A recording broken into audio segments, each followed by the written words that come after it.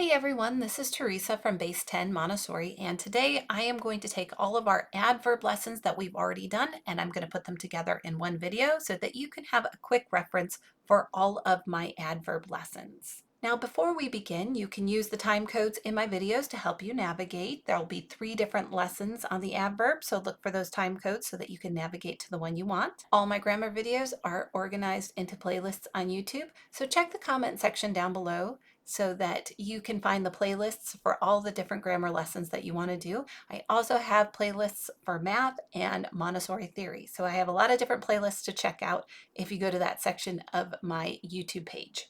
And also in the comment section, I post resources that might be helpful to you, so don't forget to check those out as well. Before we get to the adverb, we've already done a lot of grammar lessons. We've done lessons on the article, noun, adjective, conjunction, preposition, and we have also introduced the verb.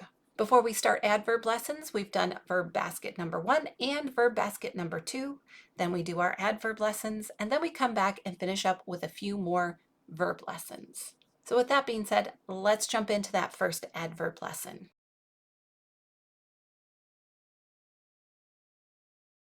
To start this lesson, we're going to invite a couple children, and we're simply going to start out inviting the children to read what we write on a piece of paper. So let me give you an example. This says walk. And once they read it, they can go ahead and walk. So at this point, they're just performing the action. Once they perform the action, we're going to let them know that we're going to write another word that tells them how they should walk. So right here, I've written the word that tells them how they should walk. And this says slowly, walk slowly. And then we'll ask them, can you do that? Can you show me what it looks like to walk slowly? So once you've worked with the first student on their first action and then their adverb, you can go to the second student and do the exact same thing. So maybe the second student has the word sing. And then just like the first student, you can say, now I'm going to write a word that tells you how to sing. And maybe that word is loudly. Sing loudly. So you can do this as many times as you would like and just kind of gauge how interested they are in it. And then you can give as many examples as you want as long as they are interested. And when you see that their attention is starting to fade, that's when I would say you can start to wrap up. But before you finish this lesson, you need to make sure and introduce the symbols. Now we've already gone over verbs, so they already know the symbol for the verbs, for the action words. And so you can tell them, all right, right here, what was it that I asked you to do? I asked you to walk. So that is our action. So that's the symbol for our action, which we already know. This word tells us how we should act. And when we see that, when we see a word that tells us how we should do something, we're going to use a different symbol. We're going to use this tiny orange circle. So if we go to right here, what action are we doing right here? We are singing. That tells us the action we are doing. And this word, what is that word? Loudly. That tells us how to do that action. And again, we're going to use the smaller orange circle to do that.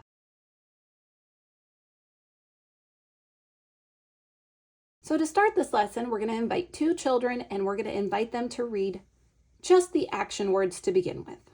So the first word is dig. So we're going to ask our students to read the word and start making a vertical line. This word says laugh, sing, read, walk, wave, stomp. So now that we have our whole line of action words, we're going to bring out our other set of labels. So now we have our words that are going to tell us how to do the action. And we're going to see which one makes the most sense. Let's start off with our first word. This says softly. Dig softly. Does that make sense? Laugh softly. Sing softly. Read softly. Walk softly. Wave softly. Or stomp softly. Let's do sing softly. Let's do that one. Our next word is deeply.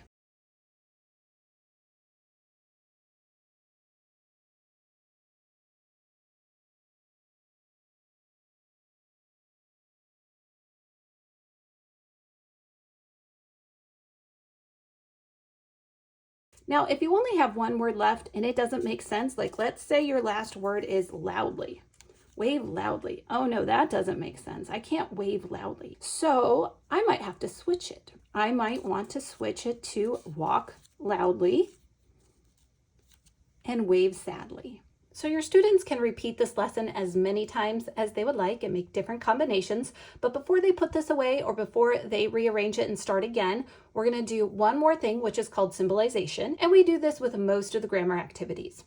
And so to begin with, we're going to say, what is our action here? And that's these words right here: dig, laugh, sing, read, walk, wave, stomp. So we already know the symbol for the action is the red circle. And in the last lesson, we learned that when we're talking about how to do an action, we're going to use a different symbol. We're going to use a small orange circle.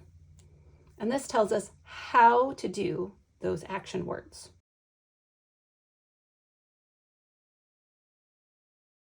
So for this second lesson, we're just going to pick one action word. So let's pick the word stomp. And after that, we're going to take our labels that tell us how to do the action. And you know what? Let's just line up all of our labels to start out with and see if they all make sense. We're going to stomp quietly, deeply, cheerfully, sadly, slowly, softly, loudly. Now, we cannot do all of these at the same time. For instance, we can't do cheerfully and sadly at the same time. We have to choose. So if you're stomping, are you stomping cheerfully or sadly? Let's say cheerfully. If we're stomping, are we going to be quiet? I don't think we're going to be quiet. Let's see. Stomp deeply. Stomp deeply. You know what? It's a little difficult to stomp deeply. I'm not sure what that means. It doesn't make much sense to me. Does it make sense to you? And then you can ask them, what does that mean? What would that look like? And if they can't think of what that would look like, let's just take it out because it doesn't make sense. Now, can we stomp cheerfully? Absolutely. Can we stomp slowly at the same time? You could do a slow, cheerful stomp. Yeah. What about softly? When you stomp, you're not being soft, right? It's a really hard action. So softly doesn't make sense. So we have to take that one out, and that leaves us with loudly. Can you stomp loudly? Yep, you absolutely can, can't you? You can stomp cheerfully, slowly, and loudly. See if you can do all three of those things at the same time. And if you can, then you know that it all makes sense. And that's how we do the second part of the presentation. And they can do this as many times as they want, but before they continue on, we have to symbolize. So we've already introduced the symbols for the adverb in the previous lesson, so they're already familiar with it. So we just need to ask the question, which one of these words tells us the action? The action is stomp.